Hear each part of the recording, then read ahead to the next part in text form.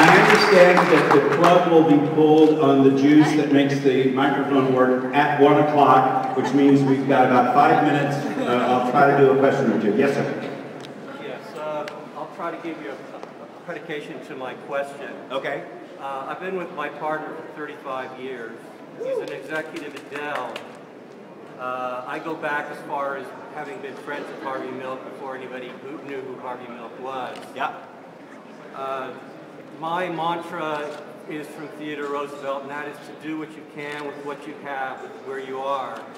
I was in a very frustrated position a couple years ago when there was a jerk, to put it mildly, who gave $25,000 from Austin to the No on 8 campaign, you know, against us. There really wasn't much because my partner was keeping me on a short list about front leash in terms of doing something with that. Now we're faced with a much bigger issue, in my opinion, which I don't think I heard you mention at all, and that's Uganda. And it is what can we do about Uganda, because that's what's going on there far supersedes the issue of gay marriage. Right. And just one last note on that is that when somebody comes that I talk with and says they're against gay marriage, my response to them, then don't get married to somebody who's gay. Yeah. The question there was raising the issue of what's going on in Uganda, and I would say just in general around the world.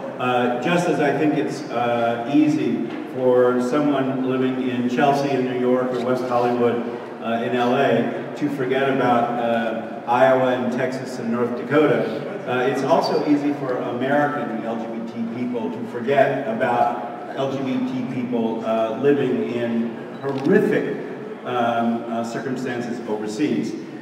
Certainly the Anglicans in our church have been trying to tell us that homosexuality is an import from the West and an agenda to undo their families. But LGBT people all over Africa are at enormous risk stepping forward to tell us their stories. We have lesbians who are being gang raped by entire police forces to cure them of their lesbianism. We have these draconian laws proposed in Uganda that would have the death penalty for some gay people. It would even jail people for not reporting someone they know to be gay.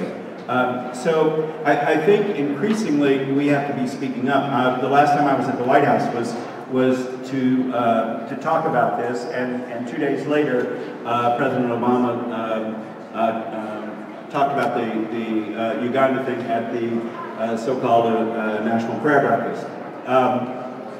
We have to take responsibility for our brothers and sisters overseas who cannot speak for themselves yet without enormous risk. At a press conference 2 days before that American Prayer Breakfast, a young Ugandan man spoke with me at the press conference with a bag over his head and has had to leave Dallas, where he was living, because the Ugandan community there was trying to find him and kill him. And he is seeking asylum in this country.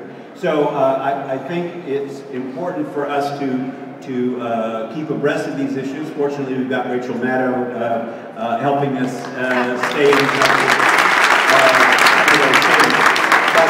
but I think it means that we need to be pressuring our own congressional delegation, both in terms of having an effect on our foreign policy, but also our immigration policy and our asylum policy.